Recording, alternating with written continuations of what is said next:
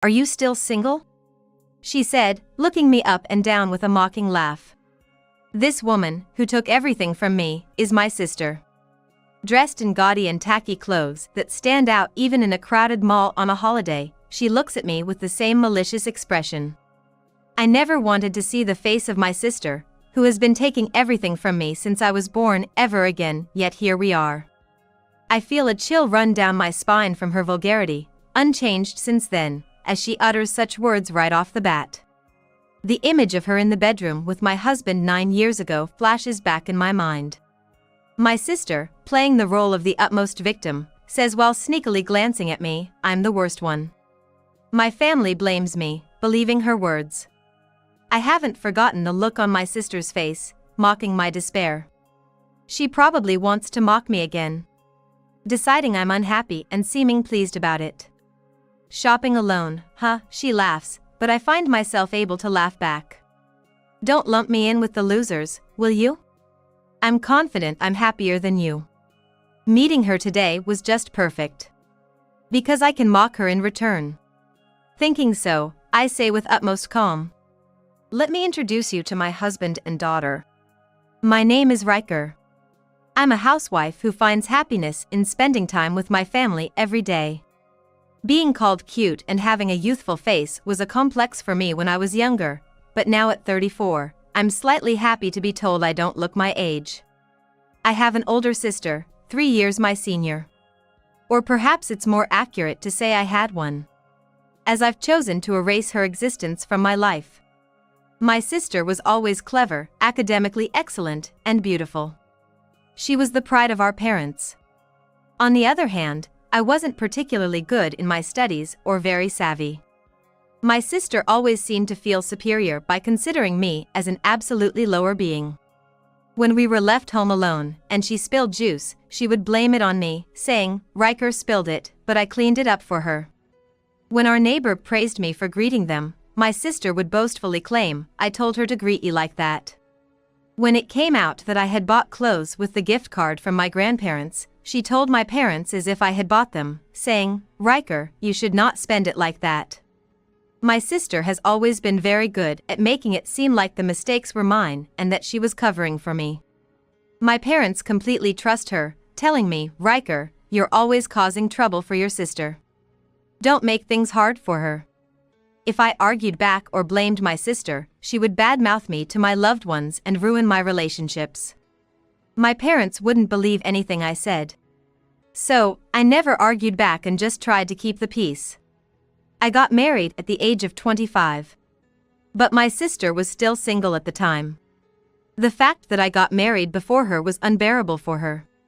Seeing me unhappy satisfied her needs, so seeing me happy must have been the ultimate humiliation for her. My sister seduced my husband and had an affair. Right after I got married. She cleverly made her way into our new home by telling my husband, Riker said she's staying at her parents' house tonight because she has to get up early tomorrow. She asked me to cook dinner for you instead. Meanwhile, she texted me saying, I'm going to drop off some cake from the new bakery near the station. Ken invited me to join, so I'll be waiting at your place. I had a bad feeling and rushed home to find silence in the living room, but heard creaking sounds from the bedroom. When I cautiously opened the bedroom door, I found my sister and husband cuddling on our bed. My sister had intentionally made sure I would catch them in bed together. Just to see my devastated face. I knew this was the kind of person she was. I had already told Ken about all the times I had to endure things because of my sister since we were kids. And yet, why? The shock of being cheated on so soon into my marriage, and by my sister no less, infuriated me. I confronted Ken, she's my sister, you know? If you're gonna cheat, at least pick someone else. My sister then tearfully admitted, I'm sorry. You're right. Ken, we should have considered Riker's feelings. It was wrong of us. Riker, I'm the one to blame. I'm sorry. But inwardly, she was probably laughing. She wanted to see this face of mine. That's not the kind of person who would genuinely show such a remorseful attitude. It was so forced it was laughable. I have nothing to say to you. Then Ken defiantly said, "No, it's not Sala's fault. I've been attracted to Sala for a long time. It's all on me.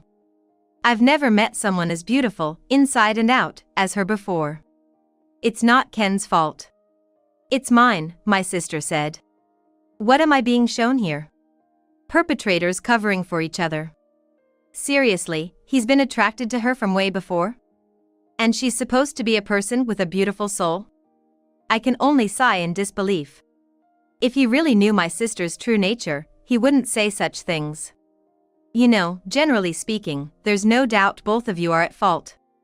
But first, Ken and I need to have a conversation as a couple, so please, Sala, just stay quiet, I said, attempting to speak with my husband when the doorbell rang. It was our parents at the door. "We got a call from Sala telling us to check on Riker. What's all this commotion? Sala is crying, isn't she?" As soon as they stepped in and saw my sister crying, they lashed out at me. "You have such a caring sister, and yet you yell at her? Something's wrong with you, Riker," they scolded. I knew it was wrong, but I fell in love. And when I found out Ken felt the same, I couldn't control my feelings. My sister cried, and my parents sympathized with her. Even if I explained, they'd say, "Sala is so kind, she's always hidden her feelings for Ken. Sala didn't mean any harm." Falling in love is just like that, right? Riker, you're not trying to understand her feelings.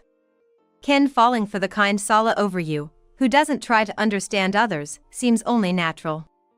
I'm the only one who distrusts my sister. Everyone here is an enemy. My words fall on deaf ears. It's always been this way. This is normal. Just because you're married doesn't mean your partner will always stand by you. After all, even my own parents don't believe me. Resigned, I suppressed my feelings and swallowed the words I wanted to say. My husband immediately said he wanted a divorce, but I wasn't ready to make that decision yet. Marriage and divorce aren't things to be taken lightly, I thought. Even before we were married, his family would say, "Riker is truly the ideal wife." My in-laws understood me better than my own family. I didn't want to disappoint them. More than anything, I didn't want to let things go my sister's way. However, unbeknownst to me, my sister had apparently gone to meet my in-laws. Suddenly, my in-laws said, "Please divorce Ken. If you continue this marriage, Ken will live through hell. We can't stand to see Ken become unhappy because of you." I didn't understand what they were told, but it seemed like my in-laws thought of me as the bad guy. Eventually, even my in-laws sided with my sister. At home, my husband kept pressuring me to sign the divorce papers every day. Our home became an uncomfortable space. I lost my appetite. In front of me, my husband would keep calling, saying, "Just wait a little longer. I haven't signed the divorce papers yet." "It's okay, I only love Sala." Exhausted mentally and physically, one day, I signed the divorce papers and submitted them. In an empty room, I wrote my last letter. "I've submitted the divorce papers." My happiness vanished in a moment. Just like you don't need me, I don't need you anymore. I have no family. I don't plan to contact or see you ever again. The apology for the wounds I've suffered will be paid in the form of alimony. I'll hire a lawyer, so please direct any future correspondence to them. Goodbye. I wrote this letter thinking it would surely be shown not just to my sister but also to my parents and in-laws. This is what you call cutting ties. I've finally become alone. Though I felt a bit lonely, there was a sense of relief, as if freed from chains that had been holding me. When I claimed alimony, he surprisingly agreed without much fuss. It seemed they relied on my parents and his parents. Both couples, and my parents, called me a heartless woman, but I could hardly muster even a laugh. Anyway, I received the alimony and cut ties with my family. During that time, I didn't receive any contact from anyone and spent my days in a truly peaceful state. 9 years later, I was living in a different place from my hometown and visited a newly opened mall. When I felt someone's gaze and looked around, I locked eyes with a woman dressed in flashy colors. Her eyes seemed to be glaring, yet smiling. A chill ran down my spine, and suddenly, I couldn't move my legs. I knew those eyes. It was my sister. With the same disdainful look she's always had, my sister approached me and whispered, "Long time no see. You haven't changed a bit. Shopping alone, huh? Are you still single?" If it were the old me, I might have just looked down without saying a word. But this time, for some reason, I was utterly calm. The bustling atmosphere of the shopping mall seemed to prevent this from becoming a space just for the two of us. Perhaps because of the lively music playing in the stores, I was able to answer in a surprisingly cheerful voice. "Long time no see. It's good to see you're well too. Actually, this is a great opportunity to introduce you to my husband and daughter." While we were having this conversation, my husband and daughter returned to me at just the right moment, saying, "There you are." We couldn't decide on a present for Mom, so we thought we'd pick it out together. Today, we came to the mall because my daughter invited me, saying, "It's almost Mom's birthday, let's go buy a present." Seeing my husband and daughter, my sister's mouth fell open, speechless. I was a bit surprised she realized it. After all, my current husband goes by the name Sean and is quite a famous celebrity. That's why, when he's not working, he tries not to be recognized as a celebrity by wearing hats or masks. My sister's eyes widened even more when she saw Julie next to Sean. My daughter has been active as a child actor since before she started kindergarten, and now at the age of 10, she's also appearing in dramas. Like Sean, she's in disguise. That my sister recognized them despite their disguises suggests she knew who Sean and Julie were. While my sister looked at them in astonishment, she grabbed my shoulder tightly and growled in a low voice. "How could someone like you marry a celebrity? What did you do? There must be something shady behind this." Her voice was chillingly cold, but I glared back at her fiercely. However, my sister's expression suddenly turned bright and cheerful. Caught off guard by her quick change of demeanor, Sean, who had approached us, subtly placed himself between my sister and me, preventing her from touching me further.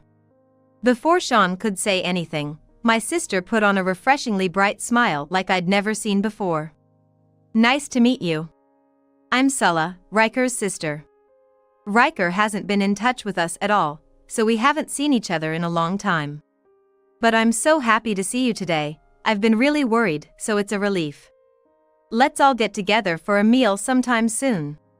I've actually been a huge fan of you too," she said in a honeyed voice. It seemed she genuinely was a big fan of my husband and daughter. "You sang the theme song for that drama you starred in, right? It was the best. No matter the role, your acting is incredible, and I always get so drawn in," she gushed about the dramas and TV shows they had appeared in, speaking breathlessly. She also complimented my daughter, "You were singing in that drama, right? I went to that special live performance. Your singing is so good, just like Sean's. Your eyes, don't they resemble Sean's? But your smile is definitely like Naomi's. After all, she's your real mom.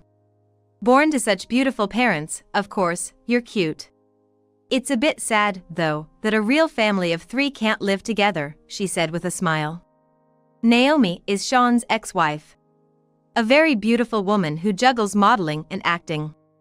As if to spite me, my sister kept lavishly praising how much Jolie resembled her real mom. Jolie seemed to notice my sister's true intentions, but kept smiling. "People say I resemble my dad, especially my nose. And I often hear my mom's eyes. But my friends say I'm kind-hearted like my mom when someone's in trouble. I'm really happy to have such a wonderful mom and mother."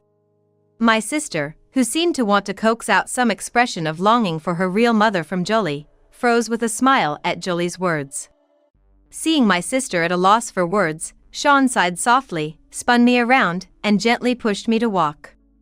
"You must be busy, so we'll be going now," I heard Sean say as he ended the conversation, with Jolie pulling at my hand. My sister's voice calling out "wait" or "just a moment" faded away, and Sean, who caught up with us, let out a light laugh. It was too obvious to miss. "Let's hurry before she catches up." Jolie and Sean led me through various stores in the mall at a brisk pace. Eventually, my sister couldn't keep up, and we breathed a sigh of relief as we got into the car. Their firm stance was because I had shared everything with them. After 9 years, I have someone who unwaveringly believed in me. It was indescribably joyous. Growing up, I was often referred to as, "Oh, you're her sister," always defined by my sister's presence. She protected me in elementary school so I wouldn't be left out. She may be happy to be praised as a dependable sister. Then, she began to crave more and more praise. Gradually, my sister started introducing me to everyone she met. She's a bit clumsy, but a good kid. Struggles with math, but does a bit better in linguistics. She's shy, so it might take some time to warm up. Opposite to my sister, who was praised as the kind and reliable one, I was labeled as the clumsy sister, the one who couldn't do math, the one who was just not as good as her sister. My sister got a taste for being valued by putting me down. So, she started spreading the word about my weaknesses and hated it whenever I tried to overcome them. If I was studying extra math problems at home, she'd invite friends over to play loudly next to me, making it hard to concentrate. If I was practicing running on the track because I was slow, she'd gather her friends on the same track to play dodgeball, creating an environment where I couldn't practice well. To our parents, my sister was the wonderful older sister who looked out for her less capable sibling. I was always the clumsy one, inferior to my sister in every aspect. That environment was unbearable for me, so when I entered middle school, I asked to board with my grandparents. Luckily, my grandparents were the type who treated their grandchildren equally, without favoring one over the other because of their birth order. So, when I said I wanted to live with them to go to school, they simply responded, "We don't mind. Discuss it with your family and decide." I remember bringing it up to my parents, who glanced at me and simply said, "Sure." They then went back to watching TV or opening a beer, without asking why or how long I planned to stay. It was clear I wasn't loved or cared about, which hurt. But at the same time, I felt a sense of relief at being freed from my parents and sister. I lived with my grandparents from middle through high school, experiencing a freedom I'd never known before. I couldn't bear to return home for college, so I worked part-time and lived on my own. The comfort of being away from my sister was irreplaceable, and I felt truly at peace and happy. Returning to the stifling life with my sister as an adult only happened because my parents asked me to come back home. Elated to feel needed by my parents for the first time, I quickly returned home, only to discover the reason I was needed was for my sister's sake. "Sala wants to go to nail technician school, so we need your help," they told me. Essentially, my sister attending vocational school meant additional expenses, and my parents were hoping for financial contributions from my salary. Realizing the truth was disheartening, yet my parents said, "It's such a relief to have Riker here since Sala is always chasing her dreams." We're at ease knowing Riker has a stable job, which made me hold back tears. That moment of being valued over my sister made it hard to leave home again. Feeling happy about that, I found it hard to leave my family home and continued living there for quite some time. That's when I met and married my ex-husband, only to be betrayed by him, my sister, and my parents, leaving me alone again. Amidst this despair, I managed to pick myself up and start living on my own again.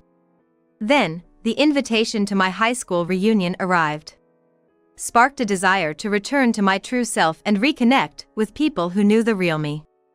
And then, I reconnected with Sean at the reunion. When Sean showed up at the reunion, everyone was shocked. We never thought the Sean from our class and the celebrity Sean were the same person, everyone said. And for good reason. Back in high school, Sean was more of the inconspicuous type. He wasn't exceptionally good in his studies, but he wasn't a troublemaker either. He was always smiling gently among us, but wasn't the kind to leave a strong impression. He talked with a laugh, where I could see glimpses of the high school Sean. In high school, Sean and I were reasonably good friends, but nothing beyond friends. So, I had no intention of approaching the now popular Sean at the reunion. It was when I went to get a drink alone. "Riker!"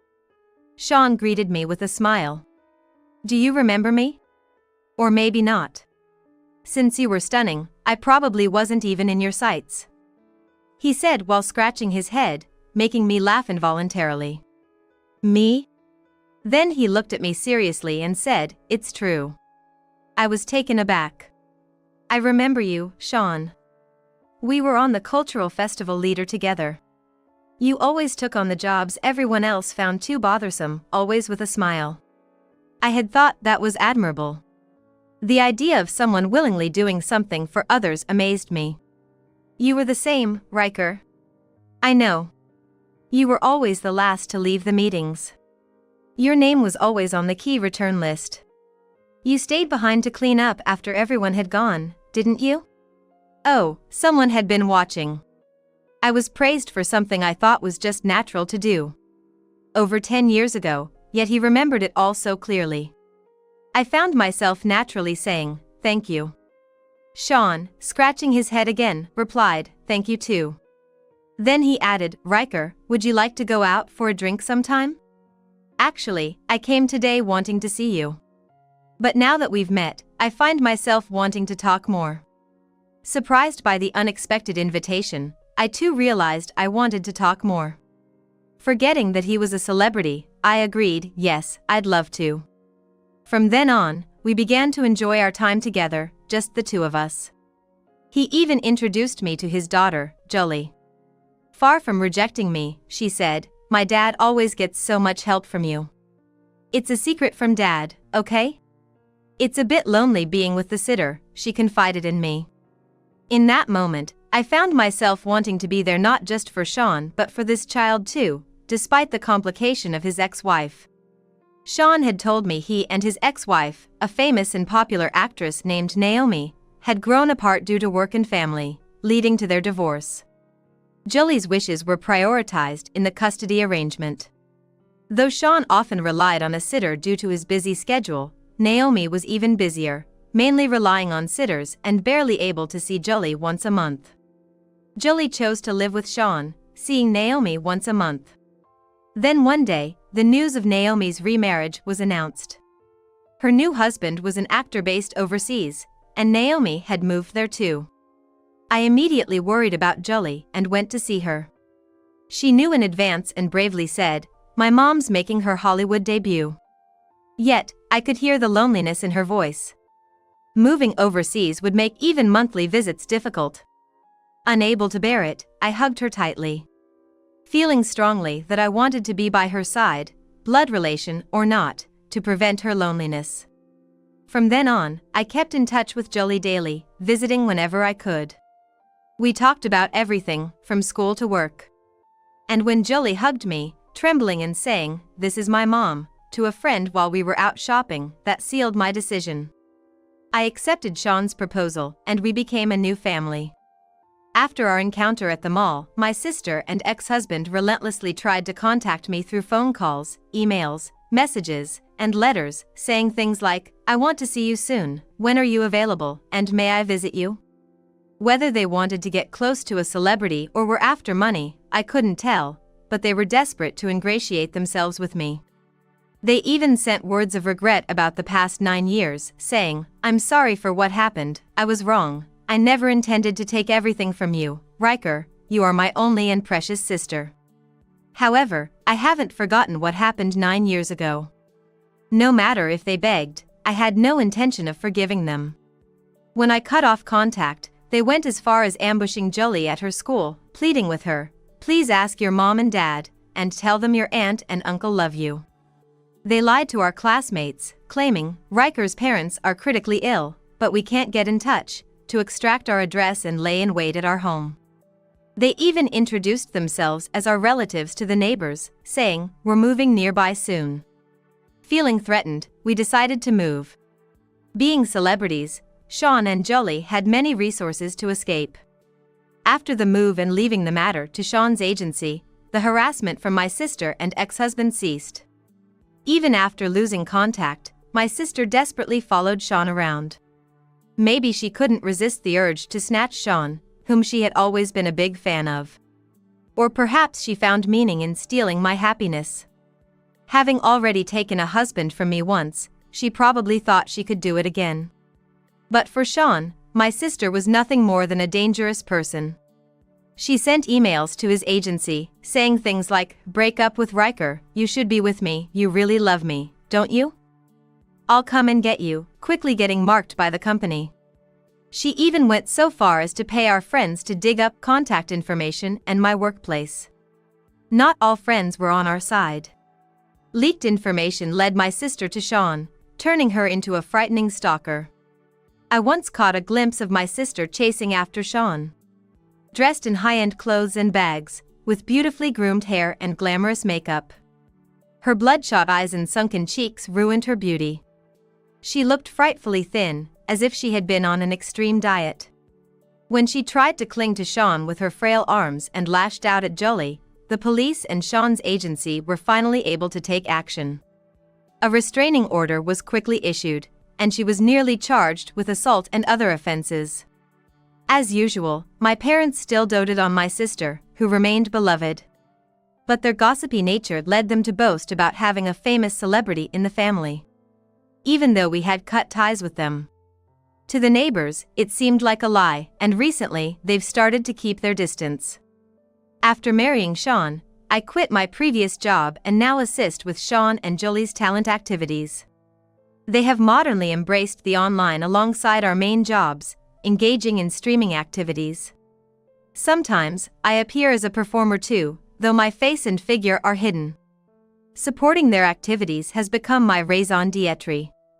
My daughter has grown quite attached to me, treating me, her stepmother, like her real mom. I find her just as adorable as if she were my own.